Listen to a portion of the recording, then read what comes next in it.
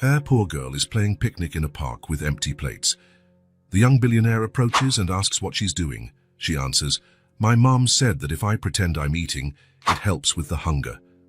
In silence, she hands him a note, and what was written leaves him in shock. It was 3:30 in the afternoon when Grant Foster decided to leave the office. He didn't say anything to anyone. He didn't need to. As the director of the chain of hotels founded by his father, no one would question his movements. He put away some papers, turned off his computer, and took the elevator down to the ground floor. The driver offered to take him, but Grant declined with a simple gesture. He wanted to walk. He needed to walk. The downtown streets were as crowded as ever, people in a hurry, cars honking, the city in its constant motion. Grant walked on autopilot, his thoughts somewhere else. That morning's meeting with the shareholders had been tense. Numbers, statistics, profit forecasts. Everything revolved around money, always money. He walked for 20 minutes until he found the entrance to an old park. It wasn't one of those modern, well-planned parks. It was a piece of forgotten nature in the middle of the city, with old trees and lawns that needed more care. Grant wasn't sure why he went in. Maybe for the tranquility, maybe for the contrast with the excessive shine of the hotels he managed. "At least here, no one expects anything from me," he murmured to himself, following a stone path. His tie was starting to bother him. Grant loosened the knot and opened the top button of his shirt. He felt suffocated, but not just because of his clothes. There was something else, an invisible weight he had been carrying for so long that he no longer noticed. Or pretended not to notice. The park was almost empty at that hour. A few elderly people played chess on concrete tables. A man walked his dog. Two women chatted on a distant bench. Grant walked a bit further, to a quieter area, under the shade of an old oak tree. That was when he saw it. A small girl was sitting on a patched blanket spread out on the grass. The blanket was faded and had a few poorly sewn mends. The child had dark and curly hair tied back in an improvised ponytail. She wore a worn-out blue dress. In front of her were 3 shallow plates, empty, and a few plastic cups, also empty. Grant stopped, observing the scene. The girl carefully arranged the empty plates, then picked up a cup and pretended to drink something. She put the cup back on the ground, took an invisible fork, and moved it around in the empty plate as though she were eating. For some reason, Grant couldn't move on. He stood there, watching. The girl seemed alone. He looked around and saw no adult nearby, just the child, her patched blanket and the empty plates. Then the girl looked up and saw him. For a moment, their eyes met. Grant felt something strange at that moment, a kind of recognition that made no sense. "Hi," he said, almost without realizing. The girl didn't reply. She just lowered her head and continued her game with the empty plates. Grant didn't know what to do. Continuing on his way seemed like the sensible option.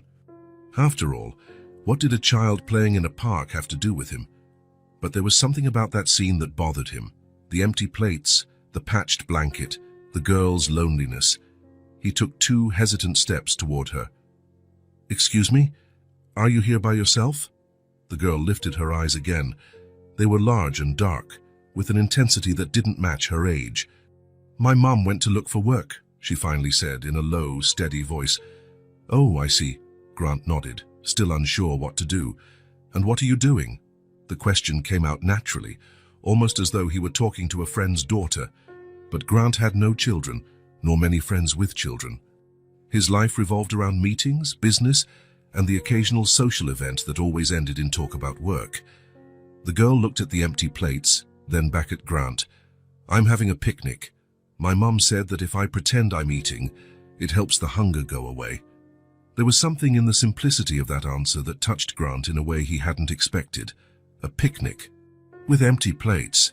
"That sounds fun," he commented, trying to sound casual. "Can I ask what you're eating?" The girl shook her head negatively.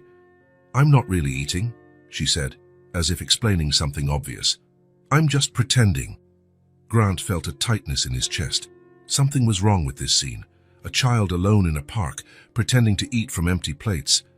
"What's your name?" he asked, stepping a bit closer. The girl hesitated before answering. "Callie."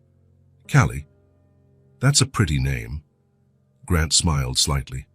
I'm Grant. He wasn't sure why he was introducing himself to a stranger's child in a park. He wasn't the type to chat with strangers, let alone with children. But something about this girl, about the situation, kept him from simply walking away. Callie watched him with keen eyes, as if evaluating whether she could trust him. Then, to Grant's surprise, she opened the small, worn backpack at her side and pulled out a folded piece of paper. My mum says pretending helps, Callie said, extending the paper toward him. But I think this is better. Grant frowned, confused. He took the folded paper and slowly opened it. It was a note written in a childish hand, but perfectly legible. Please help me. I'm tired of pretending to eat. I'm really hungry. The impact of those words was physical. Grant felt as though he had been punched in the stomach. He reread the note, trying to process what he was seeing. He looked up at the girl. Callie was staring at him with a mixture of hope and shame. That was when Grant noticed the details. The slightly hollow cheeks of the girl, the thinness of her arms. Her clothes were clean but worn, and something in her eyes, a kind of weariness no child should ever know. Callie, he began, trying to keep his voice steady, have you not eaten today? The girl shrugged. We had a piece of bread for breakfast. My mum said she'd bring something when she got back. But she's taking a while. Grant looked around. The park was still practically empty. There was no sign of any adult looking for a child. Can you wait here for just a minute? He asked, folding the note and putting it in his suit pocket. Just 1 minute, I promise. Callie nodded seriously. Grant walked quickly toward the park entrance, where he had seen a few food stands. His heart pounded, and his hands trembled slightly. He had never felt like this. It wasn't just pity or compassion. It was an urgency he didn't recognize, an almost primal impulse to do something immediately. He reached the first stand and ordered 2 full sandwiches, a large portion of fries, 3 apples, 2 bottles of water, and 1 of juice. The vendor looked curiously at the man in a suit ordering so much food but said nothing. Grant paid, grabbed the bags, and hurried back into the park. For a moment he feared that the girl had disappeared, that she had been just an illusion caused by fatigue or stress. But Callie was there, still sitting on the same patched blanket, carefully arranging the empty plates as though it were the most important thing in the world. I'm back, Grant said, approaching. I brought some things for us to eat. Callie's eyes widened when he began taking the food out of the bags. She stayed still, as if she couldn't believe what she was seeing. Is this all for me? She finally asked, her voice almost a whisper. Grant felt a lump in his throat. For both of us, he corrected gently. And there's more for you to take to your mom. Is that okay? Callie nodded, still looking shocked. Grant placed one of the sandwiches on a plate and offered it to her, along with the juice bottle. You can eat slowly. There's no need to rush. The girl took the sandwich with both hands. Her small hands trembled slightly. She took a cautious bite, then a bigger one. Grant noticed she was trying to keep herself from devouring the food all at once. Is it good? He asked, sitting at the edge of the blanket. Callie nodded, her mouth too full to reply. There was something so simple and yet so profound about that moment. A child eating a sandwich in a park. Something that should be normal, routine, but felt extraordinary under the circumstances. Grant unwrapped his own sandwich, but found he wasn't hungry. How could he be, after what he had just learned? Still, he took a few bites, not wanting Callie to feel watched or judged as she ate. My mum will like this, Callie commented after a while, pointing to the second sandwich still in the bag. She almost never eats out. Where do you live, Callie? Grant asked, trying to sound casual. The girl hesitated before answering. In a car. Now. 2 words that told an entire story. In a car. Now. It meant it hadn't always been that way, that there was a time when Callie and her mother had a real home. I see, Grant said, though he really didn't. He had never gone through anything like that. He had grown up in big houses, studied at the best schools, always had what he wanted and needed. Even when his father was difficult and distant, Grant had never lacked food or shelter. Callie finished the sandwich and started on the fries, one at a time, as if she wanted them to last longer. Her eyes looked brighter now, less dull. "Do you work near here?" she suddenly asked. Grant smiled at her directness. "Yes, I have an office downtown. I work with hotels." "What do you do in the hotels?" Grant hesitated. How to explain his job to a child? How to say he spent his days in meetings, reviewing spreadsheets, worrying about occupancy rates and profit margins? "I help take care of them, so people have a good place to stay when they travel." Callie nodded, seeming satisfied with the answer. "That sounds nice, working in a hotel. My mom used to work in one." Grant felt a surge of interest. "Really? What did she do?" "She cleaned the rooms, put flowers and chocolates." Callie smiled at the memory as though it was a happy one. "Sometimes she brought me extra chocolates." Grant nodded, absorbing the information. "A housekeeper, probably laid off during the pandemic or due to budget cuts." It was a common story, but it took on a different dimension when seen through Callie's eyes. "And now she's looking for a job?" "Yeah," Callie answered, taking another fry. "She goes out every day, says she'll find something, but it's hard." There was a mix of hope and resignation in the girl's voice that made Grant uncomfortable. No child should know this constant feeling of uncertainty. "Your mum sounds like a very strong person," he commented. Callie smiled. "She is. She tells me stories every night, even when she's tired, and she always says things are going to get better." Grant felt a strange warmth spread through his chest. He didn't know how to name this feeling, but it was different from anything he had experienced before. It wasn't pity, nor was it just compassion. It was something deeper, more primal, a human connection that seemed to transcend all the social and economic barriers separating their realities. "Callie, I think your mom is right. Things are going to get better." The girl shrugged, a surprisingly adult gesture for someone so young. "Maybe.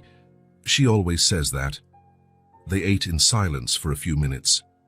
Grant discreetly watched Callie, noticing how controlled her movements were, how she set aside part of the food without touching it, probably to save for later or to share with her mom. "So you can eat everything," he said gently. "I brought more for you to take." Callie seemed relieved by his permission. "Thank you." Such a simple word, but spoken with so much sincerity that Grant felt something break inside him, a barrier he hadn't even known existed. There, sitting on a patched blanket in a forgotten park, sharing a meal with a girl he'd just met, Grant Foster felt more real than he ever had in any business meeting or fancy restaurant dinner. "Do you come to this park often?" he asked, wanting to keep the conversation going. "When it's not raining," Callie replied, carefully opening the juice bottle. "It's safer than staying in the car alone, and there's fresh air." Grant nodded, imagining what it was like for a child to spend hours in a parked car, waiting for her mother to return from job interviews. The unfairness of it all hit him hard. "You know, Callie, I like this park too," he said, though it was the first time he'd ever been there. "Maybe I'll come back tomorrow. Will you be here?" A casual question, but loaded with enormous weight. Grant realized he wanted to help, not just today, not just with one sandwich, but truly help change the situation for this girl and her mother. Callie studied his face for a moment, as though searching for signs of deceit or falsehood. After a moment, she nodded. "I think so, if it doesn't rain." "Then maybe we'll see each other again," Grant smiled. "We could have another picnic, a real one this time." A small smile appeared on Callie's face, lighting up her eyes. "I'd like that." The sun was beginning to set. Grant checked his watch. He had spent nearly an hour with Callie. The office felt so distant now, as though it belonged to another life. "I need to go now," he said, standing up. "Your mom will probably be back soon, right?" "She always comes back before dark," Callie replied, busy tucking away the extra sandwich and fruit in her small backpack. Grant hesitated. The idea of leaving a child alone in a park bothered him, but Callie seemed used to it, and he didn't want to be there when the girl's mother returned. Not now, not without a plan to truly help. "Will you be okay?" Callie looked at him with those big eyes, so wise beyond her years.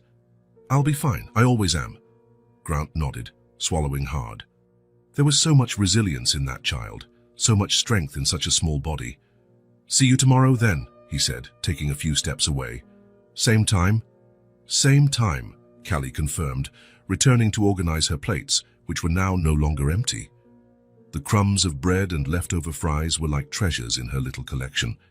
Grant walked away along the stone path, feeling strangely light yet carrying a new weight on his shoulders. Upon exiting the park, he took out his phone to check the time. He had spent nearly an hour with Callie, an hour that somehow felt more meaningful than all of that day's meetings. The note was still in his pocket. Grant pulled it out and reread Callie's small handwriting. "Please help me. I'm tired of pretending to eat. I'm really hungry." Something had changed, not just for Callie, who now had a full stomach, but for Grant as well. He didn't know exactly what it was, but he felt a strange warmth inside, as though a part of him that had been dormant for a long time was beginning to awaken. For the first time in years, Grant Foster felt that maybe, just maybe, there was more to life than financial statements and occupancy rates. Grant returned to the park the next day, and the next, and the one after that. For an entire week, he found a way to slip out of the office for an hour, always at the same time. He always brought something to eat. Sandwiches, fruit, juice, sometimes sweets. Callie was there each time, sitting on the same patched blanket, playing with the same empty plates. That Thursday afternoon, the sky was especially blue. Grant brought a different snack, chocolate milkshakes and fries, and watched Callie's face light up when she saw the treats. Sitting on the edge of the blanket, he observed her eating with that quiet satisfaction only children can show. "My mom used to make milkshakes sometimes," Grant said, barely realizing he was speaking out loud. Callie raised her eyes, curious. "Were they good?" "The best," Grant smiled, and suddenly he was far away. The kitchen was large, with dark wood cabinets and a marble countertop where his mom worked. Grant was 6 years old, sitting on a high stool, watching her put ice cream, milk, and chocolate into the blender. "Do you want to turn it on?" his mom asked, smiling. Grant nodded excitedly. She lifted him so he could reach the button. The blender's roar filled the kitchen, and he laughed, thrilled by the power to turn simple ingredients into something magical. Later, they sat at the kitchen table, not the formal dining table his father insisted they use for meals, drinking milkshakes in tall glasses with colorful straws. "Our little secret," his mother whispered with a conspiratorial smile. "Daddy doesn't like sweets before dinner." Grant returned to the present when he felt a light touch on his arm. Callie was looking at him seriously. "Doesn't your mom make milkshakes anymore?" The simple question pierced Grant like an arrow. "No," he replied, trying to keep his voice steady. "She died when I was little," Callie nodded, with an understanding beyond her years. "That's sad, but at least you have good memories of her." A child without a home, offering comfort to a grown man who had everything. The irony was not lost on Grant. "Yes, I have some good memories. Too few," he thought. "Far too few." "What about your dad?" Callie asked, slurping the last of her milkshake noisily. Grant hesitated. How to explain Richard Foster to a child?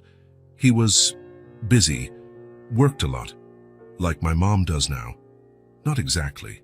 My dad, he didn't need to work so hard. He chose to." The memory came without warning. Grant was 9 years old. It was his birthday. His mother had been gone 3 years. The house was silent, as it always was after she died.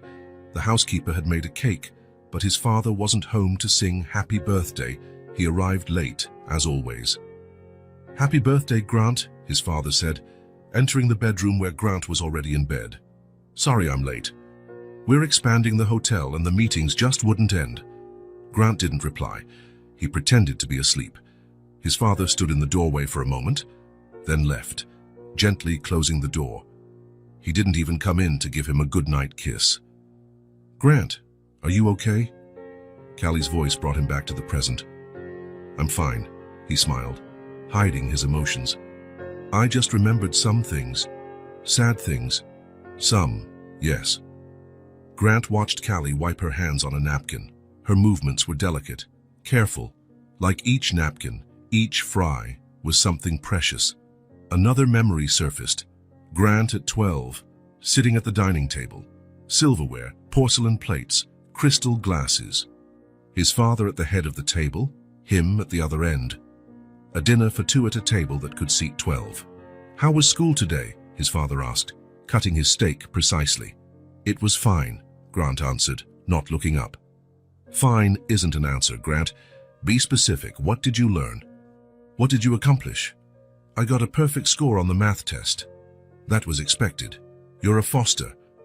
No congratulations, no proud smile. Just the acknowledgement that good performance was mandatory, not something to be celebrated. The rest of the dinner passed in silence, broken only by the clink of cutlery on plates and occasional instructions on etiquette. Elbows off the table, Grant. Chew with your mouth closed, Grant. Posture, Grant. A man is judged by how he presents himself. Looking at Callie now, her face smudged with milkshake without a care, Grant felt a pang of envy. Even in poverty, even living in a car, this child seemed freer than he had ever been. Do you like your job? Callie asked, grabbing another fry. The question caught Grant off guard. Why do you ask? I don't know. You never smile when you talk about it. It was true. Grant tried to remember the last time he felt genuine satisfaction at work. Maybe at the beginning, when he still believed he could make a difference, change his father's legacy, create something more human. It's complicated, he replied. I like parts of it. Which parts? Grant thought for a moment. I like when I can help people have a place to stay. A safe, comfortable place. Like a home. Yes, like a temporary home. Callie nodded thoughtfully. That sounds good. Helping people have a home, even if just for a little while.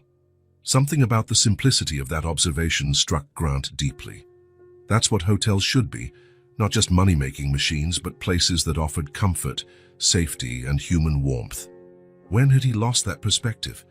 When had the figures in the spreadsheets become more important than the people in the rooms? The answer came quickly. When his father took full control of his upbringing after his mother died. The hotel chain will be yours one day, Grant, his father always said. You have to learn to be strong, decisive. There's no room for sentimentality in business.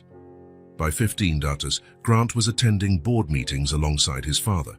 By 18, he was working part-time in the main hotel's administration while studying business in college. By 21, he had taken over management of one of the properties. Everything was planned, scheduled, predetermined. There was never room for questions, deviations, or real choices. Grant Foster's life was written before he even had the chance to hold it in his own hands. He looked at Callie, now playing with a little paper airplane she had made from a napkin. She flew it over the blanket, making engine sounds with her mouth. She had nothing. She lived in a car. She ate when luck allowed. And yet, there was a freedom about her, a capacity to find joy in the smallest things that Grant deeply envied. What are you thinking about? Callie asked, noticing his gaze. How you manage to smile even when things are so hard? The girl shrugged again, that oddly adult gesture. My mom says we can always choose how we feel inside, even when we can't choose what happens on the outside. The wisdom of those words took Grant by surprise. It was exactly the opposite of what his father had always taught him. Control the outside, ignore the inside. Your mom seems very wise. She is, Callie affirmed proudly. Even when she cries in secret, she's strong. Grant felt a lump in his throat. The image of Callie's mom, a woman he had never met, crying alone so her daughter wouldn't see her despair, moved him deeply. He thought of his own father. Had he ever cried after Grant's mother died? Had he felt the same searing pain of loss? If he did, he never showed it. He just threw himself deeper into work, dragging Grant along with him. Callie went back to playing with her paper airplane. Grant watched her, lost in thought. Suddenly, she looked up and smiled at him, that pure, genuine smile that only children can give. And there, in that simple moment, sitting on a patched blanket in a forgotten park, Grant Foster felt something stir inside him, a warmth that started in his chest and spread, a sensation he couldn't recall having since his mother died. Maybe, just maybe, that little girl who had nothing was giving him the most valuable thing in the world, a chance to heal a past he had always avoided facing. And as he watched Callie play, happy with her paper airplane and a full stomach, Grant knew he would return the next day and the next. And for as many days as it took, not just for her, but for himself, days turned into weeks. Grant Foster, director of the most prestigious hotel chain in the city, now had a routine that no one in his social circle could have imagined. Every day at 3:30 in the afternoon, he left the office. He dismissed his driver, he walked to the park, and he found Callie. In the third week, his secretary began to rearrange his schedule without him having to ask, "Mr. Foster, I moved your afternoon meetings to before 3 p.m," she said, without asking questions. "I noticed you've been leaving at the same time every day." Grant just nodded, grateful for her discretion. He wouldn't know how to explain, even if he wanted to. How could he say that his favorite part of the day was sitting on a patched blanket with a child who lived in a car? That Thursday afternoon, Grant brought something different. Besides the usual snacks, sandwiches, fruits and juice, he carried a small paper bag. "I brought something for you," he said after Callie finished eating. The girl looked at him curiously. Grant pulled a children's book with a colorful cover out of the bag. "You like stories, right? I thought you might like this." Callie's eyes widened. She took the book carefully, as if it were precious and fragile. "Is it mine? Can I keep it?" "Of course you can," Grant smiled. "Do you like to read?" Callie nodded, running her fingers over the shiny cover. "My mom taught me. At the school I used to go to, the teacher said I read better than the others." Grant noticed the "used to" in her sentence, another piece of the puzzle that was Callie's life. "You're not going to school now?" The girl shook her head. "Mom says we'll wait until we have a permanent address again, but she teaches me things. We have some books in the car." Grant felt a tightness in his chest. A smart child like Callie, out of school, another injustice to add to the list. "And where is this car?" he asked, trying to sound casual. Callie looked at him for a moment, deciding whether to trust him with this information. "Behind the Sunrise gas station near the highway, there's a vacant lot there. The owner lets us stay, as long as we don't bother anybody. Sometimes he even lets Mom use the station's restroom." The simplicity with which she described the situation made it even more poignant. For Callie, that was normal now. "Seems like the owner of that station is a good person," Grant commented. "He's nice. He gives Mom coffee in the morning. And he gave me a piece of candy last week." Small acts of kindness that became huge through Callie's eyes. Grant thought of the expensive gifts he received from business associates, the presidential suite he occupied when traveling, the car and driver waiting for him every day. None of that seemed as valuable as a free cup of coffee or a piece of candy in Callie's perspective. "Would you like to read a bit of the book now?" he suggested. Callie opened the book reverently. She began reading out loud, carefully. Sometimes she stumbled over a harder word, but overall she read very well for her age. Grant listened, impressed. "You read really well, Callie," she smiled, proud. "Mom says reading is important. Books can take me far away, even when we can't go anywhere." Another phrase that hit Grant like a punch to the stomach. Rachel, Callie's mom, whom he still hadn't met, seemed to be doing the impossible to shield her daughter from the harshness of their situation. In the following days, Grant continued bringing books. Callie devoured the stories. Sometimes she read to him, other times he read to her. They created a little ritual after lunch, a story, after the story, a conversation about the characters, about what Callie had learned, about what she imagined. One of those afternoons, after they finished The Secret Garden, Grant noticed it was almost dark. "I need to go, Callie. It's getting late." The girl put the book in her worn backpack, along with the extra apple and sandwich he always left for her mom. "Will you be back tomorrow?" she asked, as she always did. "I will," Grant answered, as he always did. But this time, something was different. As he helped Callie fold the blanket, Grant made a decision. "Can I walk you to your car today?" "It's getting dark." Callie looked surprised. "You want to meet my mum?" The question was direct, as hers always were. "I think so. If you don't mind." "And if she doesn't mind, of course." Callie considered it for a moment, then shrugged. "I guess it's okay. Mom always says thank you for the sandwiches. Maybe she'd like to thank you in person." They started walking out of the park. Grant noticed how confidently Callie moved, as though she knew the route well. How many times had this little girl walked it alone? The thought disturbed him. "How's your mum doing?" he asked as they walked. "Tired," Callie answered simply. "She walks a lot every day looking for work. Sometimes she comes back late. Sometimes she comes back crying. Grant nodded, unsure of what to say again, struck by Callie's honesty. It must be tough for both of you. It is. But Mom says we've been through hard things before. We'll get through this too. She sounds very strong. She is, Callie said, with obvious pride. She only gets sad when she thinks I'm not watching.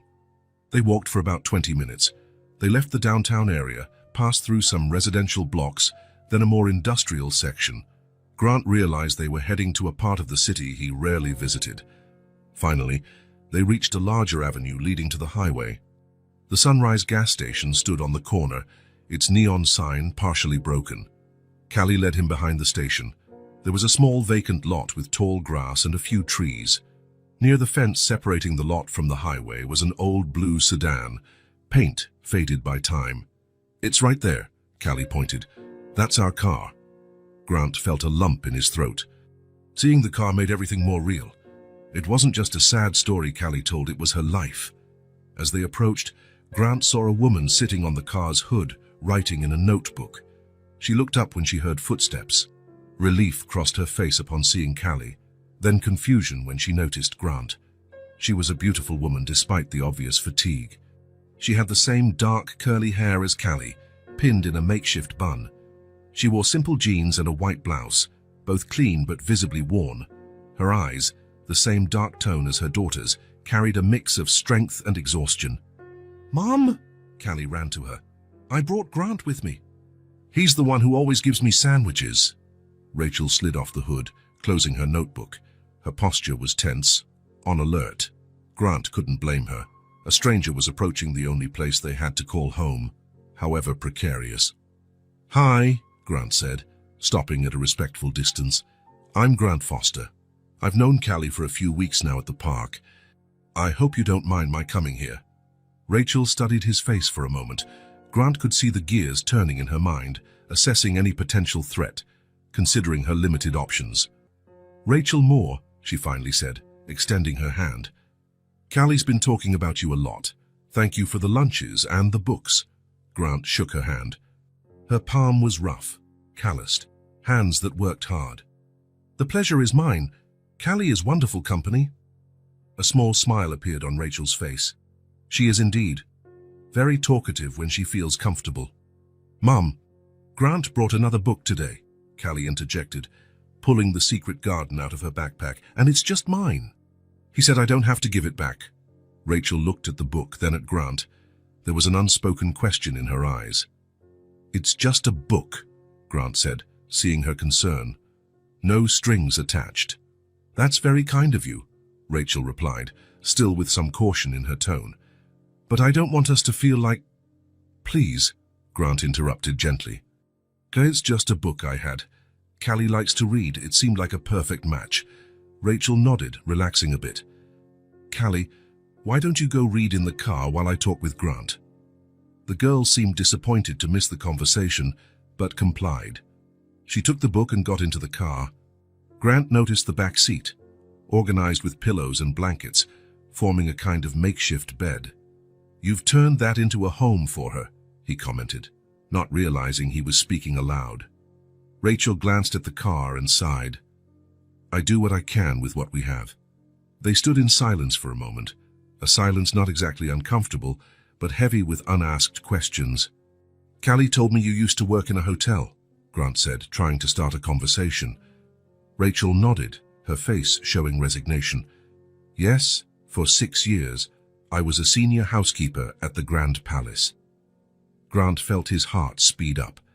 The Grand Palace was one of the Foster chain hotels, one of the oldest and most prestigious. "What happened?" he asked, though he feared the answer. "I was laid off during the pandemic staff cuts," Rachel explained, no bitterness in her voice, just stating a fact. "Along with half the housekeeping team, I understand it was necessary. The hotel was almost empty back then." Grant knew exactly what she was talking about. He remembered the meetings, the spreadsheets, the difficult decisions. Back then, it had seemed like just numbers. X% reduction in payroll. Y number of employees let go. Now those numbers had a face, Rachel's, and by extension, Callie's. "I'm sorry," he said, and he truly was. Rachel shrugged, in a gesture that reminded Grant of Callie. That's life. I tried to find another job in the industry, but every hotel was in the same situation. Later, when things improved, they had already hired younger people without kids, more flexible. So you're looking for work now? Every day, she nodded. Anything, really. I can't afford to be picky, but without a fixed address or a reliable phone number, it's tough. And I can't take night shifts because of Callie.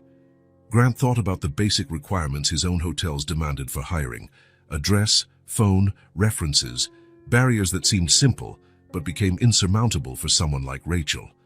How did you... He hesitated, not sure how to phrase the question without sounding invasive. End up living in the car, Rachel finished for him, with a humorless smile. It's the classic story. Lost my job, used my savings to pay rent for a few months. When that ran out, we had to leave. We sold almost everything, kept only what was essential. At least we had the cars, which was already paid off. Lots of people don't even have that. The simplicity with which she narrated her personal tragedy left Grant speechless. There was no self-pity in her voice, only resignation and surprising strength. Do you have any family who could help? Rachel shook her head. My parents died years ago. I have a brother in another state, but he has his own problems. She paused. I don't want to sound ungrateful. Many people have helped us. Mr. Garcia, who owns the gas station, is an angel. He lets us use the bathroom, sometimes gives us food. And now you, with the sandwiches for Callie. It's nothing, Grant said, feeling almost ashamed of how small his gesture was compared to their real needs. Rachel studied him for a moment. Why are you doing this, Grant? Why would a well-dressed, obviously successful man spend his afternoons with a child in a park? The question was direct, blunt. Grant appreciated her honesty. I met Callie by chance, he said. I was passing by the park, saw her alone playing with empty plates. She handed me a note, telling me she was hungry. Rachel closed her eyes for a moment, clearly upset. She wrote a note asking for food. Her voice trembled slightly. Yes, Grant said, deciding to be honest.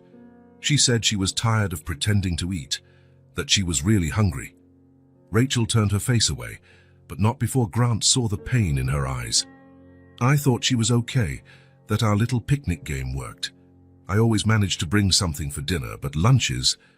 Grant realized she was fighting back tears, maintaining composure out of pride or habit, or perhaps out of fear of seeming weak in front of a stranger. Callie is an incredible child, he said, wanting to comfort her somehow. Strong, smart, creative. You're doing a great job with her, given the circumstances. Rachel looked back at him with a sad smile. Thanks for saying that. Sometimes I wonder if I'm ruining her life. From what I can see, you're saving her life. Every day. A moment of silence followed. In the distance, the noise of cars on the highway hummed steadily. The sun was beginning to set, casting orange tones across the vacant lot. It's getting late, Rachel remarked. I don't want to take more of your time. It was a polite dismissal. Grant understood she needed space, privacy, in the only place she had left. Sure, he replied. It was a pleasure meeting you, Rachel. Likewise. He took a few steps back, hesitating. I'll be at the park tomorrow, same time as always. If Callie wants to come, she'll love it, Rachel smiled, this time a more genuine smile. Your picnics have been the highlight of her day. Grant nodded, feeling a pang of joy at hearing that. See you tomorrow, then. See you. Grant walked away, heading back toward the city. He looked back once and saw Rachel getting into the car with Callie, the old faded sedan that was now their home. As he walked back to his downtown penthouse apartment, Grant felt something growing inside him. It wasn't just compassion or pity. It was a strong, almost urgent desire to do more, to truly help. Rachel and Callie didn't just need sandwiches and books. They needed a roof over their heads, a job, stability. They needed a chance. And maybe, just maybe, Grant Foster, the director of his father's hotel chain, could do something about it. Grant arrived at the office earlier than usual. The building was still quiet, with only a few employees around. He liked it that way. No chatter, no constant interruptions, No stairs following him because he was the founder's son. He sat at his desk and turned on his computer. His thoughts were far from the day's schedule. Since meeting Rachel the day before, he couldn't think about anything else. A former employee of the Foster hotel chain, living in a car with her daughter. The contrast was so brutal it felt physical. Grant felt a weight in his chest, a tightness that wouldn't let him breathe properly. He opened the human resources software, protected by a password only a few in the company had. As a director, Grant had full access to all hotel personnel files. He typed the name into the search field, Rachel Moore. The system took a few seconds to process. Grant tapped his fingers impatiently on the desk. When the results came up, he clicked on the only file that matched. Rachel's photo appeared on the screen. She looked younger, with different hair, smiling for the camera. The contrast with the tired woman he'd met the day before was painful. Name, Rachel Lauren Moore. Position, Senior Housekeeper, Hotel, Grand Palace Hotel, Central Unit. Date of hire, 03/15/2014. Date of separation, 05/22/2020. Reason for separation, staff reduction, code RC19. Grant kept reading. Rachel's performance evaluations were consistently positive. Dedicated employee, meets expectations, punctual, impeccable work. There were guest compliments attached, people specifically mentioning Rachel's good service in their post-stay surveys, 6 years of exemplary service.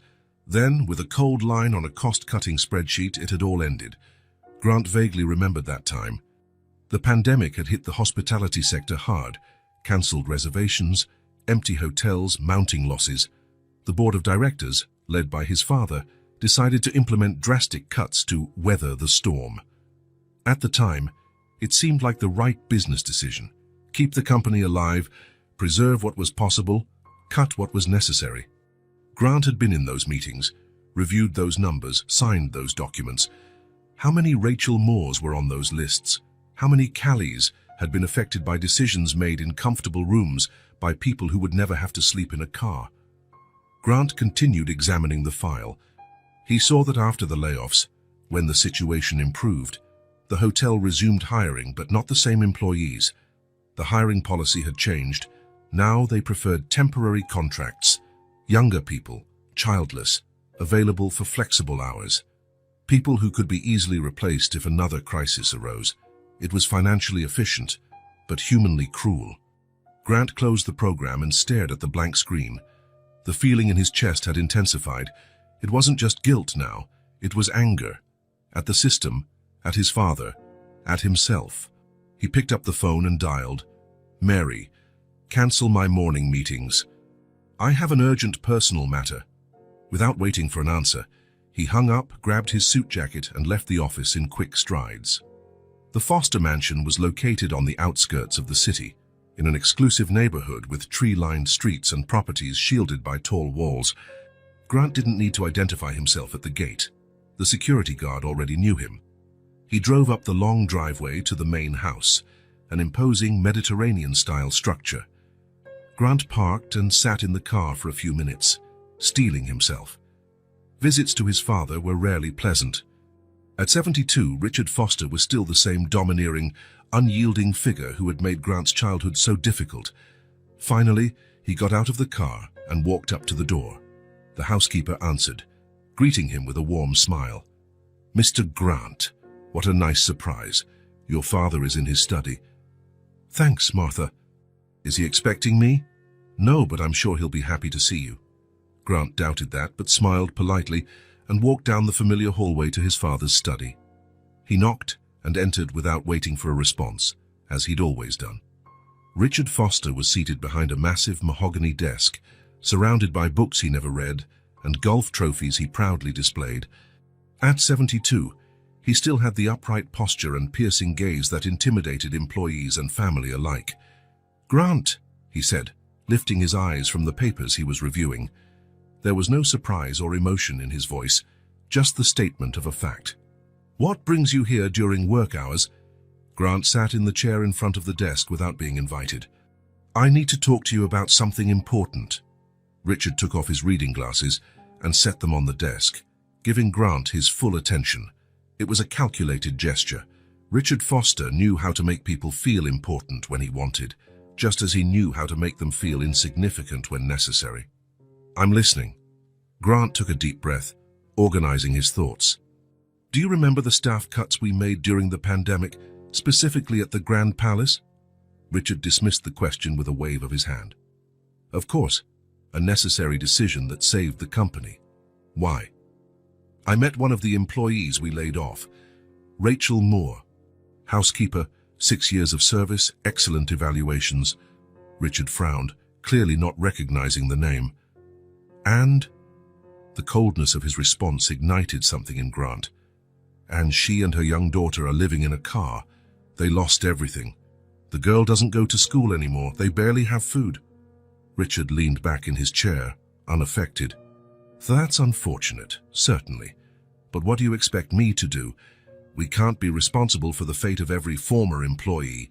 Business decisions affect people. That's the reality of capitalism." Grant felt his blood boiling. "Business decisions? We're talking about real people, Dad. A woman who worked for us for 6 years, a child who's innocent. They're not just numbers on a spreadsheet. Sentimentality doesn't keep companies afloat, Grant. You should know that by now." Richard picked up a pen and twirled it between his fingers, an old habit when he felt annoyed. "If we start making decisions based on sad stories, we'll soon be bankrupt. Then how many more would lose their jobs?" It was the same argument as always, the one Richard used to justify every harsh measure, every unpopular step, every moment he put profit above people. "There's a middle ground between bankruptcy and cruelty," Grant replied, keeping his voice controlled. "We could have set up a rehire program when things got better. We could have offered temporary aid, anything to show we cared about the people who built our company." Richard let out an impatient sigh. "Your soft-heartedness has always been a problem, Grant, just like your mother. She also thought we could save the world, one hug at a time." The mention of his mother hit Grant like a physical blow. Richard rarely spoke of her, and when he did, it was always to belittle her naivety or excessive sensitivity. "My mother had humanity," Grant said through gritted teeth. "Something you seem to have lost along the way, if you ever had it." Richard's eyes hardened. "Watch your tone, Grant. I'm your father, not one of your subordinates. And I'm your son, not one of your employees. But you've always had trouble telling the difference, haven't you?" The silence that followed was heavy, loaded with decades of unspoken resentments. "If you came here to insult me," Richard began. "I came here to understand," Grant interrupted. "To understand how the son of poor immigrants, who built an empire from nothing, can be so indifferent to other people's suffering. How someone who knew poverty can be so cold to those going through the same thing now." Richard slammed his hand on the desk, a rare show of loss of control.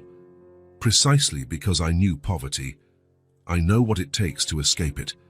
Strength, determination, sacrifice, not charity, not handouts. These people need to stand on their own feet, as I did." "You didn't stand on your own feet," Grant countered calmly.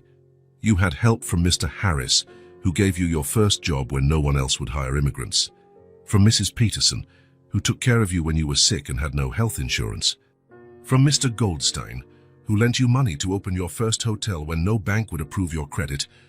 Richard looked surprised to hear those names from the past. "How do you know about them?" "Mom told me. All the stories you never shared, about how people helped you along the way, about how you promised you'd pay it forward when you could." Richard looked away, visibly uncomfortable. "Those were different times. Times have changed. People haven't. We still need each other. Rachel Moore needs a hand right now, just like you needed one back then." Richard stayed silent for a long moment. When he spoke again, his voice was quieter, less confrontational. "What exactly do you want, Grant?" "I want to rehire her. Not as a favor, but because she's an excellent employee who knows our system. I want to create an assistance program for employees in hardship. I want the Foster chain to be known not just for its profits, but for how it treats people." Richard looked at his son with a mixture of irritation and something that could be interpreted as reluctant respect. "Still the idealist. Just like your mother. Maybe the world needs more idealists and fewer pragmatists right now," Grant replied, not backing down. Richard put his glasses back on, a clear sign the conversation was winding down. Do what you want with your employee, Grant. You're the director now, you have the autonomy.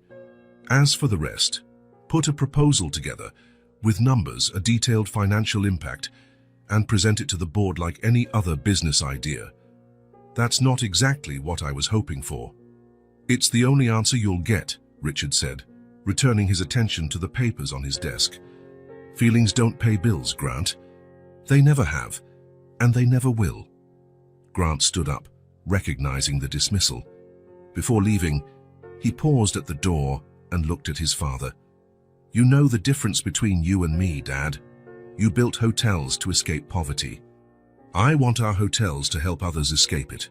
Richard raised his eyes, and for an instant so brief Grant almost missed it. There was something different in his gaze. Not approval, certainly, but maybe a spark of understanding. Good luck with that, he said simply, and turned back to his work. Grant walked out of the mansion with determined steps. The visit hadn't been particularly productive, but it wasn't a complete disaster either. His father hadn't explicitly supported his ideas, but he hadn't vetoed them either. By Richard Foster's standards, that was almost a victory. In the car, Grant adjusted the rearview mirror and saw his own reflection. For the first time in a long while, he felt he was on the right path. That he had finally found a purpose beyond simply running the family business. He picked up his phone and called his secretary. Mary, I need you to schedule a meeting with the HR department for this afternoon and pull the full file for Rachel Moore, please. We're going to rehire her. He hung up and looked at the mansion in the rearview mirror as he drove away. That was the house he grew up in but never truly lived in. That was the man who raised him but never truly knew him. Grant understood the challenge would be enormous. Changing a company culture was almost as hard as changing the character of a man like his father, but for the first time in years, he felt he had a real reason to try. At the Grand Palace Hotel, there would be a position waiting for Rachel Moore. And in the streets of the city, in a car parked behind a gas station, a girl named Callie might finally have the chance at a different future. Grant accelerated toward the office, determined. The name on the spreadsheet now had a face, and that face would change everything. The park looked different that afternoon. The leaves on the trees were beginning to change color, announcing the arrival of fall. A gentle breeze blew, bringing a freshness that hadn't been there in previous weeks. Grant arrived at his usual time, carrying a bag of sandwiches in fruit and 2 boxed juices. He found Callie in their usual spot, sitting on the patched blanket. This time, however, Rachel was also there. Since Grant had met her, she had occasionally started coming to the park, always keeping a respectful distance while he and Callie shared lunch and stories. Grant observed Rachel for a moment before approaching Callie. She was talking with an older woman near the park benches. The older woman was holding some grocery bags, seemingly handing something to Rachel, who received them gratefully. "Hi, Callie," Grant said, sitting at the edge of the blanket. The girl looked up from the paper she was drawing on with a broken-colored pencil. Her face lit up when she saw Grant. "You came." "Of course. I always do, right?" Callie nodded, then turned her attention back to her drawing. Grant noticed she seemed different today, quieter, more reflective. "What are you drawing?" he asked, setting down the bag of food between them. "Our house," Callie replied, showing him the paper. Grant looked at the drawing. It wasn't the car where they currently lived. It was a small, simple house with windows, a door and a chimney with a spiral of smoke. There were 3 people holding hands in front of the house, a woman, a child, and a man. "Who are these people?" Grant asked softly, though he suspected the answer. "Me, Mom, and you," Callie answered, as if it were obvious. "When we have a real house." Grant felt a tightness in his chest. The simplicity with which Callie included him in her imagined future both moved and scared him. "It's a very nice drawing," he said, unsure how to respond to the idea of being in that family. "I know I don't draw very well. My old school had art classes, but now I don't have them." Callie shrugged. "I broke my blue pencil today. It was my favorite." Grant opened the bag, hoping to change the subject. "I brought tuna sandwiches today. Do you like tuna?" "I like everything you bring," Callie said simply, taking the sandwich he offered. They ate in silence for a few minutes. The sun was beginning to dip below the horizon, casting a golden light across the park. Rachel was still talking with the older woman, now looking through the contents of one of the bags. "That lady sometimes brings us care packages," Callie commented, following Grant's gaze. "She works at a church. It has rice, beans, stuff like that. Mum says it's a blessing." Grant nodded, watching Rachel interact with the woman. There was dignity in how Rachel accepted help, gratitude without humiliation. "Your mum is a strong person, Callie." The girl kept eating, but her eyes went distant, as though deep in thought. "Grant," she finally said, placing the rest of her sandwich on a napkin, "can I tell you something I've never told anyone?" There was a seriousness in her voice that made Grant put his own sandwich aside. "Of course, Callie. You can tell me anything." She looked at him, hesitant, as though deciding if she could truly trust him with what she was about to say. "My mom always says everything's going to be fine, that she'll get another job. That we're just going through a hard time, but I've seen her crying." The simplicity of the confession hit Grant hard. He kept his face neutral, not wanting to show how much those words affected him. Callie lowered her head and continued, "Sometimes she waits until I'm asleep, but I hear her. She cries quietly. I pretend to be asleep so she won't get even sadder." Callie gulped. "I'm afraid no one else will hire her, that we'll stay like this forever." Grant looked again at Rachel in the distance, still talking to the church volunteer. He pictured her crying alone in the car, trying to muffle the sound so Callie wouldn't hear. The thought felt like a punch to the gut.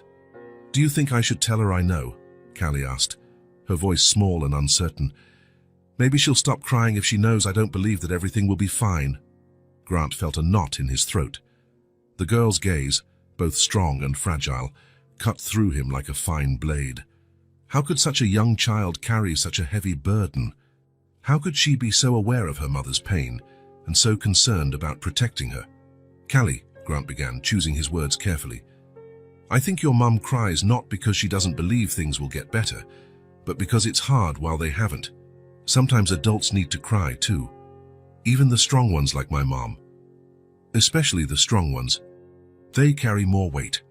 Callie nodded as if that made sense. "So I should keep pretending I don't know." "That's something only you can decide, Callie. But maybe your mom needs that moment for herself, to be just Rachel, not just Callie's strong mom." The girl remained silent, absorbing his words. Grant wanted to hug her, protect her, assure her everything would truly be okay. But he knew Callie deserved more than empty promises. "Callie, your mom is an amazing woman. And so are you.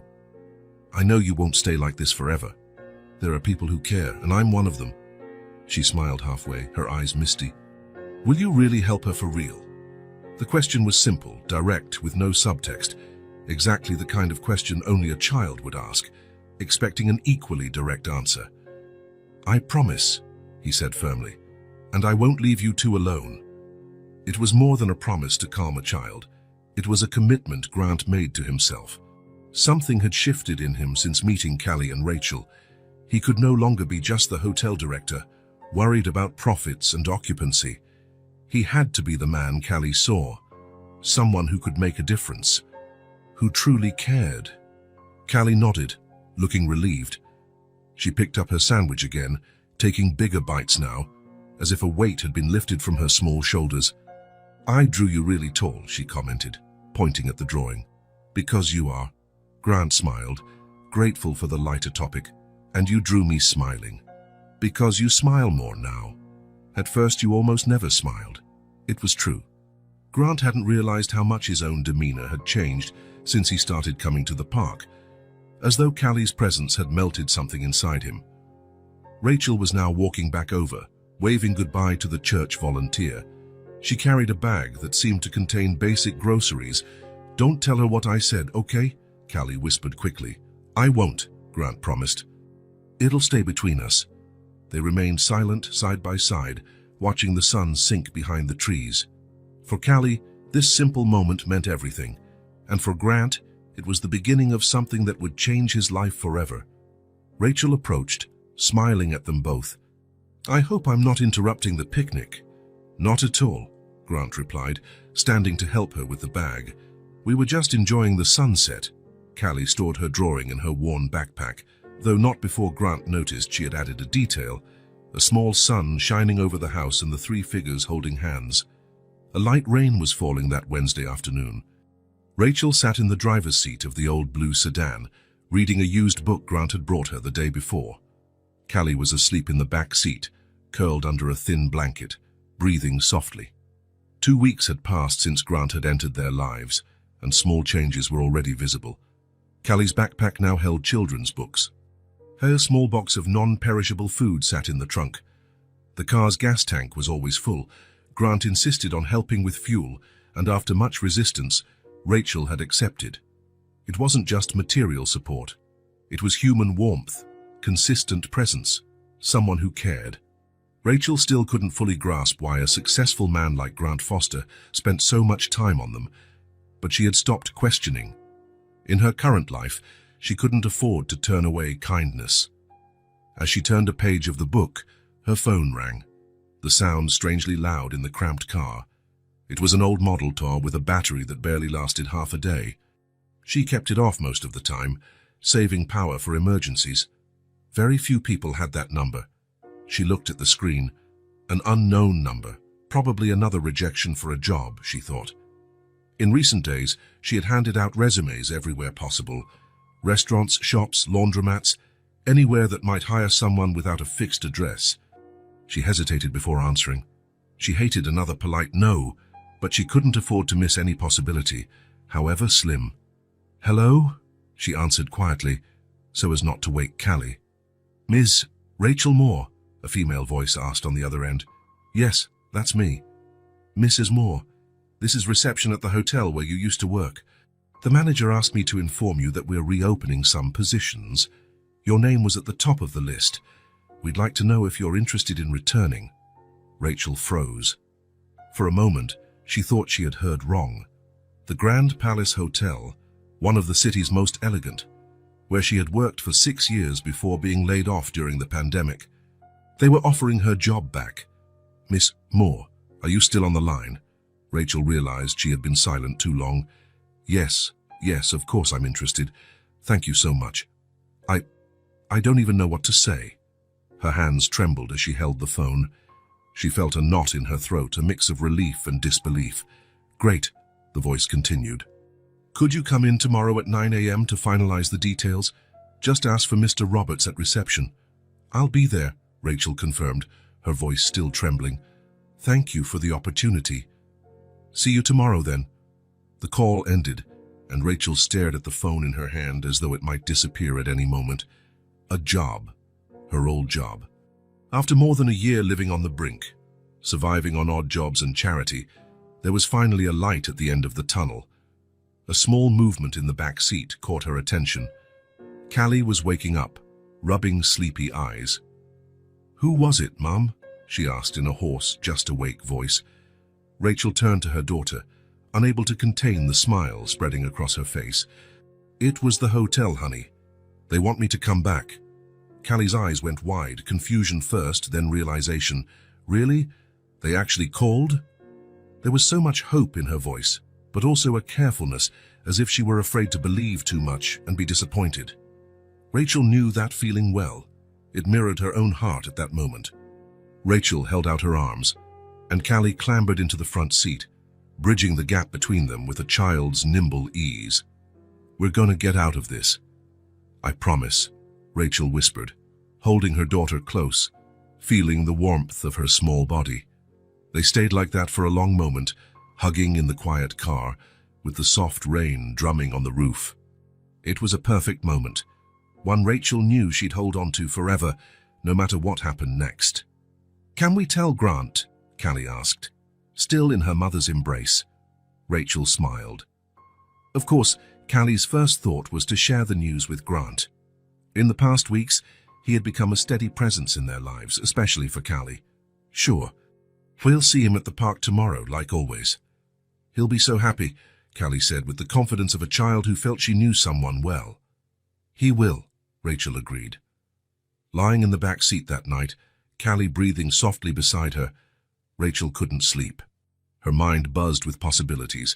A steady paycheck, maybe a small apartment soon, Callie going back to school. Simple things most people took for granted, but that for them had become distant dreams. Something didn't quite add up, though. Why would the hotel call her back now after so long? Why would her name be at the top of the list, especially given how the hospitality industry usually worked? They generally preferred new hires, younger, more flexible, no dependents. The most obvious answer made her heart race. Grant. He worked with hotels. He'd mentioned it several times. Could he have some connection with the Grand Palace? Might he have used his influence to get her the job? Rachel pushed the thought away. She didn't want to believe all his kindness was just a setup for this kind of hidden charity. She preferred to believe the hotel valued her for the work she'd done for 6 years. The next morning, Rachel got up early, putting on the best clothes she still owned, a pair of black slacks and a simple white blouse, both clean and well ironed, thanks to a borrowed iron from the church volunteer. She put her hair in a neat bun and applied a little lipstick, the only makeup item she hadn't sold. She left Callie at the park, where the girl would read her books until Grant arrived, as they'd done for several weeks. "Behave, okay?" she said, kissing the top of her daughter's head. "I'll be back as soon as the interview's done." "You'll do great, Mom," Callie assured her with a confidence that warmed Rachel's heart.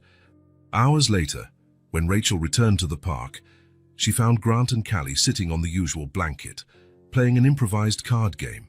When they saw her, both looked up simultaneously. "Mom, how was it?" Callie asked, jumping to her feet. Rachel couldn't hide her smile.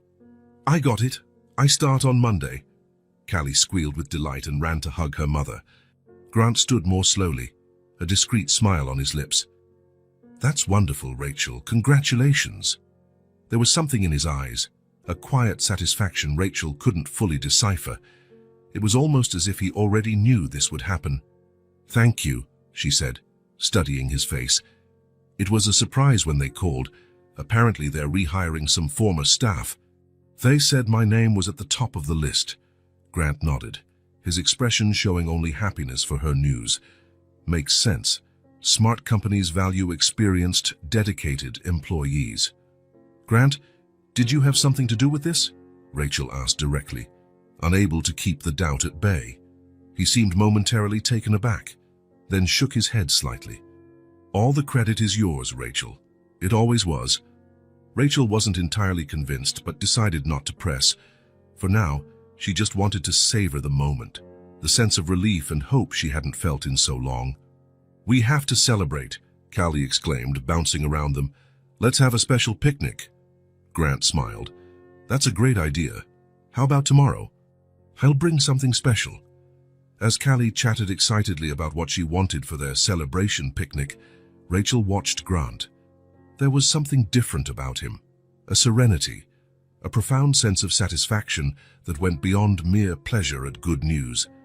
For him, Rachel now realized, it was important that she be chosen for what she'd always been: dedicated, capable, indispensable. Not as a charity case, not as a personal favor, but for her own worth.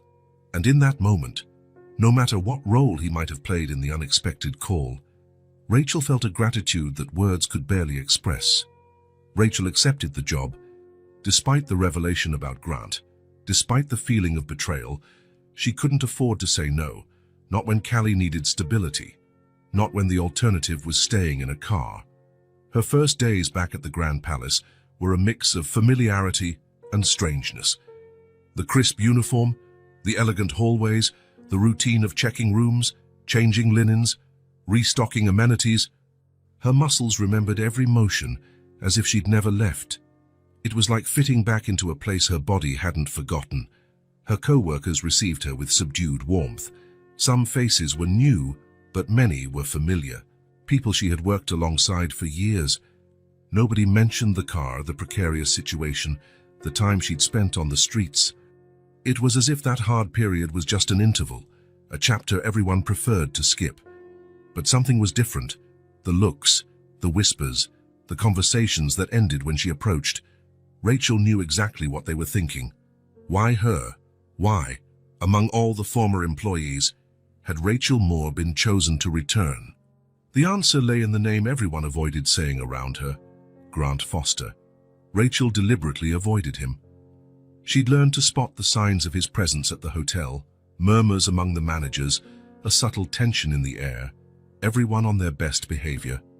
When she sensed those signs, she found tasks on other floors in different departments. Anywhere she could avoid running into him. She wasn't ready. The revelation was too fresh. The feeling of having been observed, studied, without her knowledge still stung like an open wound. She needed time, space to organize her thoughts. On the fourth day, she received her first early paycheck. Policy for rehires, the manager said. Rachel knew there was no such policy. It was Grant, again, trying to help without appearing intrusive. Part of her wanted to refuse, to maintain her pride.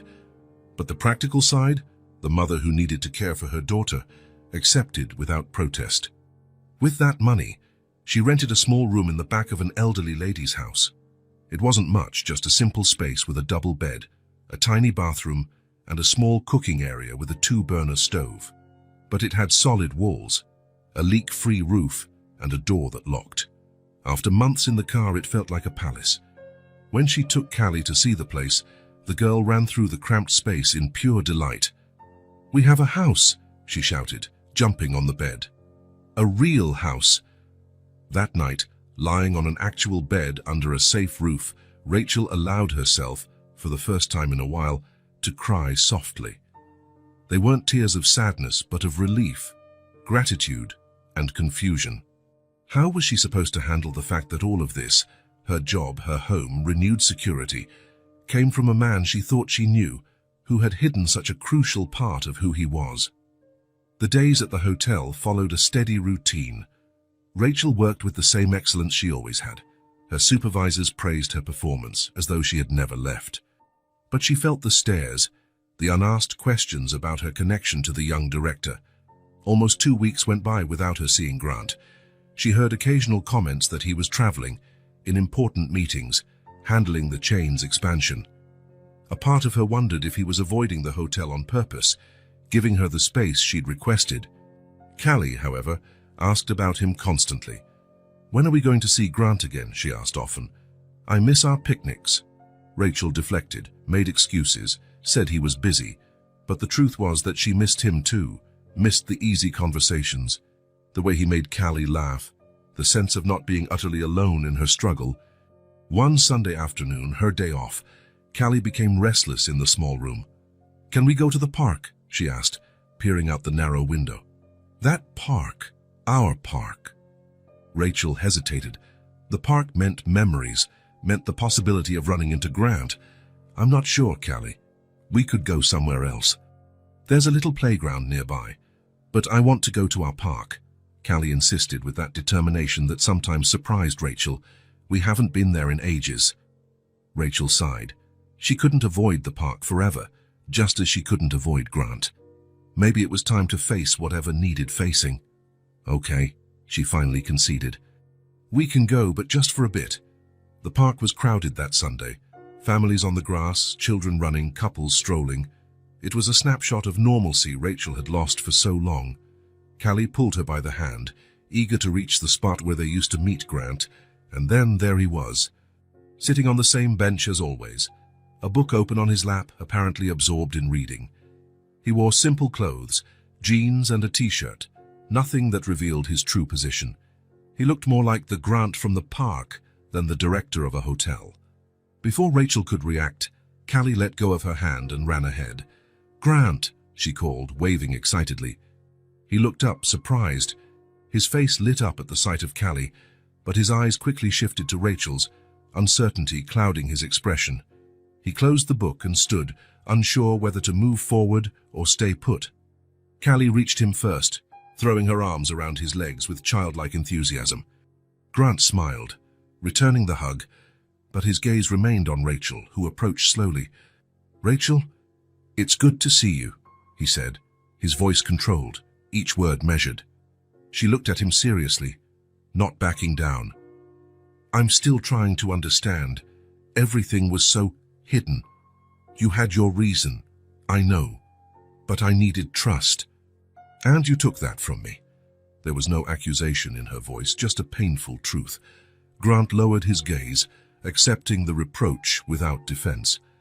I made a mistake, not because I wanted to deceive you, but because I was afraid it would look like I was just doing charity, that I didn't see your true worth. I wanted you to have the chance without knowing it came from me. Sensing the tension between the adults, Callie stepped aside to play with some fallen leaves on the grass. Rachel watched her for a moment, seeing how her daughter laughed at something so simple, how she found joy where many would find none. It was a lesson Rachel realized she needed to learn again. She likes you, a lot, and I know you care about us. It was a hard admission, but true.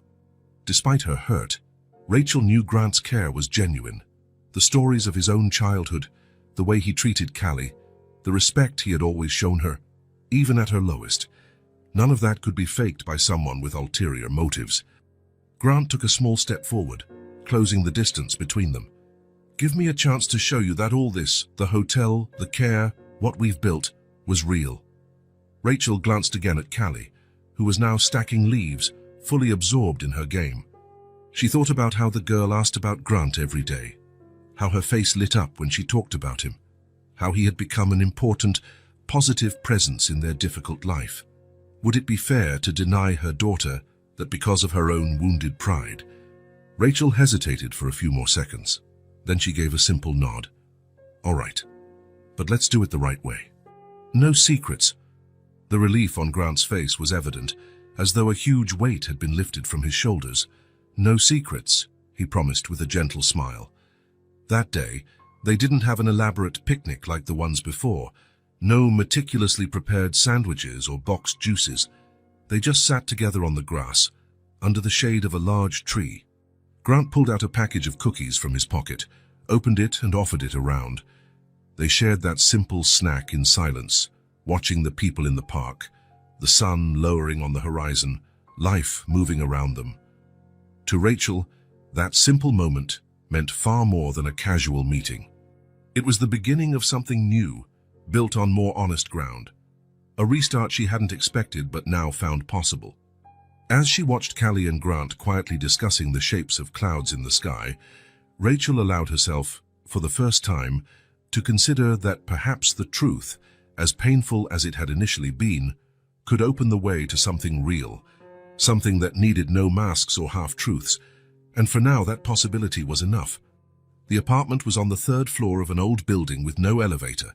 The stairs were narrow, their steps worn down by decades of use. Rachel climbed slowly, carrying one of their suitcases, while Callie bounded ahead with a light bag, barely able to contain her excitement. Are we almost there? She asked for the third time, stopping at the landing to wait for her mom. Yes, it's on the next floor, Rachel answered with a tired smile. It wasn't a luxury place, not even close. A small apartment with 2 bedrooms, a modest living room, a compact kitchen, and a single bathroom. The rent was affordable precisely because it was an old building in an unpretentious neighborhood. The walls needed fresh paint, some tiles were cracked, and the windows let in a draft on cold days. But as Rachel reached the third floor, set the suitcase down, and took the key from her pocket, she felt something she hadn't in more than a year, the weight and meaning of having a place to call their own. She turned the key in the lock and pushed the door, which opened with a faint creak. Can we go in now? Callie asked, impatient. Yes, Rachel replied softly. This is our new home. The word our carried special significance. After so long without a fixed address, they finally had a place that was theirs, where they could stay without fear of being kicked out or bothered. Callie dashed inside, her small footsteps echoing on the wooden floor of the empty living room. It's huge, she exclaimed, spinning with arms wide open. Rachel smiled, watching her daughter. The apartment was actually quite small, but for someone who had been confined to the back seat of a car, any space seemed immense. She brought in the 2 suitcases that held everything they owned, some clothes, important documents, a few books and toys of Callie's they hadn't sold, family photos kept like treasures.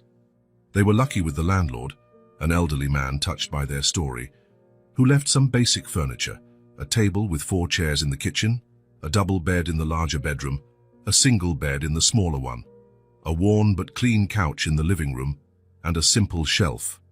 The rest Rachel bought gradually with her new salary: bedding, towels, kitchen utensils, hygiene items, and most importantly, groceries for the pantry. Callie was already exploring each room, opening and closing doors, switching lights on and off. "Which one's my room?" she shouted from down the hallway. Rachel approached and pointed to the door on the right. "This one. Let's see if you like it." The room was small, big enough for the single bed, a bedside table, and a built-in closet. The window overlooked an internal courtyard, no grand view, but enough natural light during the day. Callie burst inside like a whirlwind and immediately jumped on the bed, testing the mattress with little bounces. "I have a bed just for me," she exclaimed, eyes shining, "and a whole room." Rachel leaned against the doorframe, watching her daughter's joy. For most children, having their own room was normal, expected. For Callie, after months spent curled up in a car's back seat, it was an unimaginable luxury. "Can I put my things in here now?" she asked, already opening the small closet. "Sure, sweetheart. I'll start organizing the kitchen." She left the smaller suitcase in Callie's room and took the other to the main bedroom. She had no time to explore her own space. The priority was to make a decent dinner, to celebrate their first night in the new place. In the kitchen, Rachel began unpacking the groceries she'd bought earlier.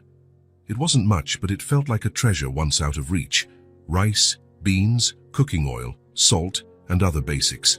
Some fresh vegetables, eggs, and as a small luxury for the special occasion, a whole chicken to roast. She also bought cleaning supplies, a small plant for the kitchen windowsill, and for Callie a box of colored pencils and a sketchbook. There was something profoundly soothing and healing about placing each item in its place. Plates and cups in cabinets, utensils in drawers, food in the pantry. Ordinary routines that symbolized the return to normal life, stability, dignity. As she worked, she heard Callie running through the apartment, exploring every corner, every detail, every new possibility. "Mom, we have a real shower. Look, you can see the street from the living room window. There's a light switch in every room." Rachel smiled at her daughter's discoveries. Simple, basic things turned into marvels by someone who hadn't had them for so long. When she finished in the kitchen, Rachel started preparing dinner. She cleaned the chicken, seasoned it with garlic, onion, lemon, and herbs. She washed the rice, set the beans to cook, and cut vegetables for a salad. Familiar motions she hadn't done in so long, since she lost her old apartment and everything else. In the car, meals were always makeshift. Cold food, snacks if they had money, or donated meals. The luxury of making a complete hot dinner in a real kitchen felt almost surreal. The aroma of cooking filled the apartment. Rachel opened the windows to let in the evening breeze. It was autumn, and the trees on the street displayed leaves of gold and red. Callie came back into the kitchen holding one of the books Grant had given her. "Can I stay here while you cook?" she asked, pulling out a chair. "Of course you can." The girl settled at the table and opened the book. Though she wasn't really reading, her eyes wandered around the room, taking in every detail as if committing the scene to memory, being at home. "We have a table," she exclaimed suddenly, as though just noticing. "And a real bed." Rachel laughed. "Yes, we have a table and beds and a couch and so on. And walls, real walls, not the ones in the car." The girl got up and touched the kitchen wall, running her fingers over the slightly rough surface, feeling its solidity. Rachel felt a knot in her throat. Callie's happiness over such basic things was both beautiful and heartbreaking. No child should be amazed by having walls around them, a roof overhead. Those should be guaranteed, not luxuries. But there was no bitterness in that moment, only gratitude for having survived, for staying together, for finding their way back to stability. When dinner was ready, Rachel set the table with care. No fine china or embroidered tablecloths, just simple plates, utensils, and glasses, but all clean. She served them generous portions: fluffy white rice, dark, fragrant beans, golden roasted chicken, and fresh salad. "Come, Callie. It's ready." The girl closed her book and sat down, eyes wide at the simple feast. "All this is ours." "Yes, sweetie," All ours. Callie closed her eyes, smiling before taking her first bite. This is the best smell in the world. Rachel watched her daughter eat with appetite and delight, savoring every bite as if it were the finest meal ever made. And, in that moment, it was. The taste didn't just come from the ingredients, it came from freedom, safety, the feeling of finally being home. For the first time in a long while, Rachel wasn't worried about tomorrow. She wasn't wondering where their next meal would come from, or if they'd have to move again, or if someone would knock on the car window in the middle of the night. There was food in the kitchen, a door that locked, and rent paid for the first month. And the dreams she had buried, those she feared to even imagine, were now sprouting again. She could think about enrolling Callie in a local school, about buying a vase of flowers for the living room, about inviting Grant over for dinner someday to thank him, now that the sting of his secret was slowly healing. Small plans for a future that, for the first time in a long time, felt possible. Thank you, Mom, for not giving up. Callie's voice was small but carried a depth beyond her years. Rachel's eyes moistened. How could she explain to a child that there had been moments she almost did give up? That there were nights, with Callie sleeping in the back seat, when she'd stared at the dark sky wondering if she could go on. That the pain, fear, and humiliation almost broke her many times. Rachel reached out and gently held her daughter's hand. Thank you, sweetheart, for giving me strength when I almost lost mine. It was true. In the darkest times, Callie had been the reason she kept going. The need to protect her child, to ensure Callie had a chance at life, was what prevented her from surrendering. They continued eating in a comfortable silence, simply savoring the meal, the security, the precious simplicity of that moment. They were celebrating not only the food, but also the safety, the dignity, and the love that had endured everything. Later, after the dishes were washed and put away, after the kitchen was cleaned, Rachel prepared a bath for Callie. Another simple luxury, a warm bath without rushing, in a real bathtub, not in a public gas station bathroom or a restaurant sink. Look at all the bubbles, Callie squealed, plunging her hands into the foamy water. Rachel smiled, watching her daughter splash around as though it were her first bath. In a way, it was the first in a long time, with genuine comfort and safety. After the bath, with Callie dressed in clean pajamas, Rachel led her to her bedroom.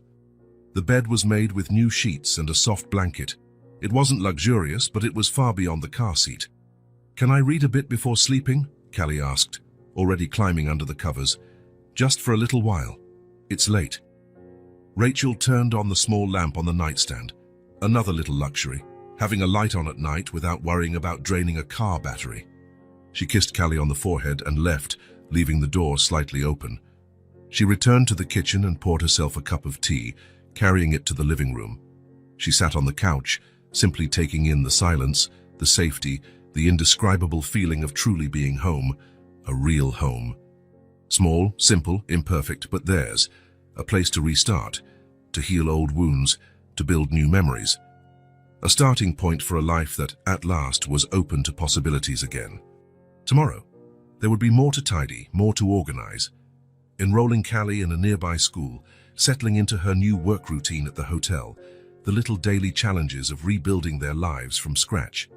But tonight, in this moment, there was only gratitude for the safe roof, the locked door, the food in the pantry, the job that had offered her a second chance, for Callie sleeping soundly in her own bed, and, yes, also for Grant, who, despite his mistakes, had reached out a hand when they needed it most. Rachel closed her eyes and took a deep breath. The smell of home-cooked food still lingered in the air, mixed with the scent of soap and freshly laundered clothes, the smell of normalcy, dignity, hope, the smell of a real home. The sun shone brightly that Sunday in the fall. The trees in the park displayed leaves in golden and reddish hues, and a gentle breeze occasionally shook the branches, sending a light shower of dried leaves onto the green grass. Grant arrived early, carrying 2 large baskets and a backpack. He chose the spot carefully, the same peaceful corner where he'd first found Callie, under the generous shade of an old oak tree. He spread out a red and white checkered blanket on the grass, so different from the patched blanket he'd seen in the beginning. Methodically, he began arranging what he had brought.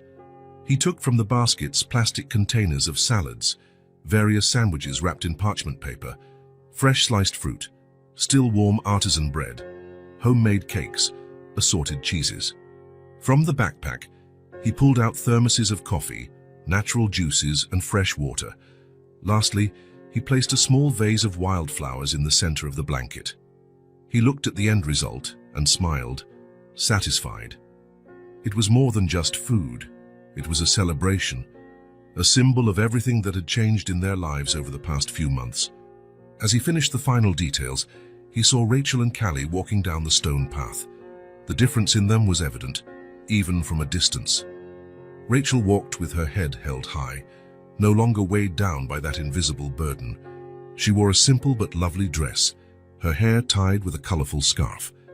Callie bounded at her side, wearing denim overalls and new sneakers, her small backpack on her shoulders. When they spotted the picnic already laid out, both slowed in surprise. Callie recovered first, running the last few yards in excitement. "Wow, it's a feast!" she exclaimed, stopping at the edge of the blanket, eyes wide at the abundance. Grant laughed, delighted by her reaction. "I thought it would be nice for us to celebrate." "Celebrate what?" Callie asked, already kneeling on the blanket to examine each item in curiosity. "Everything," Grant replied simply. "Your new apartment, you going back to school, your mom's job, everything." Rachel approached more slowly, visibly touched but maintaining her characteristic reserve. She gave Grant a warm, genuine smile. "You didn't have to do all this." "I wanted to," he said, gesturing for her to sit. "I figured it was time we do this the right way." Rachel settled beside him, taking in the bounty of food. It was impossible not to remember that very first time Grant saw Callie, a hungry child, pretending to eat from empty plates. Grant poured each of them a cup of juice. "This is carrot orange," he said, handing a cup to Callie, "and grape for you, Rachel. I made it this morning." "You made all this?" Rachel asked in surprise. "Well, not everything. The bread is from the bakery down the street, and the cheeses are from a specialty shop.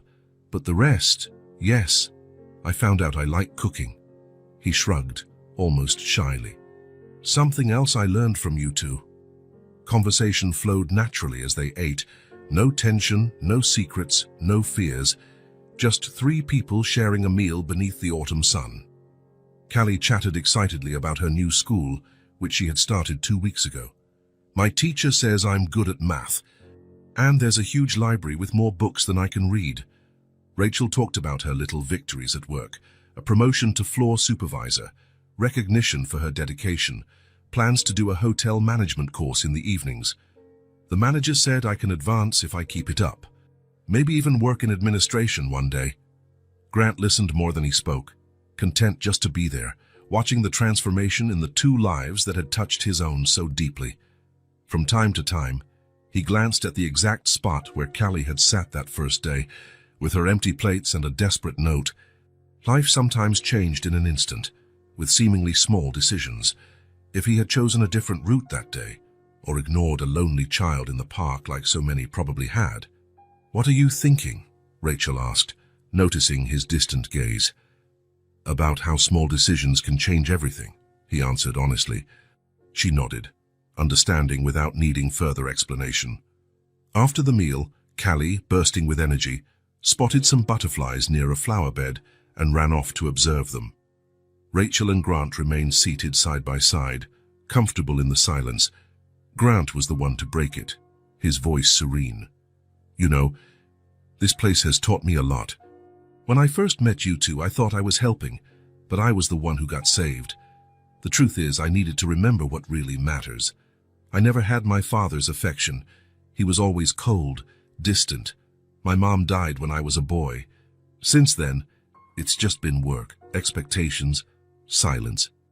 I grew up believing being alone was normal."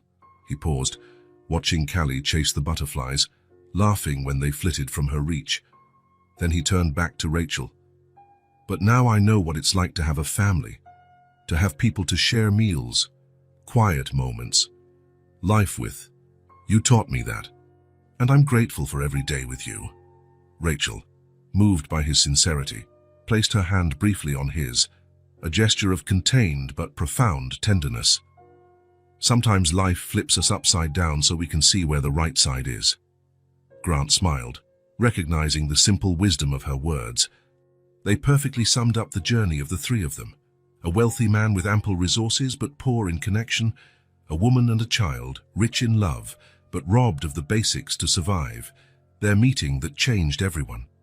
Callie ran back, cheeks flushed from running, small grass stains on her hands and the knees of her overalls. She threw herself onto the blanket between them, laughing loudly. "There are so many butterflies," she exclaimed, grabbing a piece of chocolate cake. "They're so fast." She bit into the cake with gusto, crumbs gathering at the corners of her mouth, not caring about the dirt on her hands. She was just a child being a child. Free, happy, safe. Grant and Rachel exchanged a glance over Callie's head, a look filled with understanding, gratitude, and something else unspoken but growing stronger every day. In that instant, under the gentle shade of the old tree and on the picnic blanket laden with shared food, something became clear to all three. True riches weren't in the hotels or bank accounts, not in luxury cars or upscale apartments. They were right there in that moment, in the ability to share not only a meal, but also joys, sorrows, and silences. In the strength of the bonds they had formed, not through obligation but by choice. That was the inheritance that truly mattered, the legacy Grant wanted to build, the security Rachel had fought to give Callie, the love that, in unexpected ways, had found its way among them. And at last, this was the real picnic. Not a sad game with empty plates, but a genuine celebration of full bellies, happy hearts, and possible futures.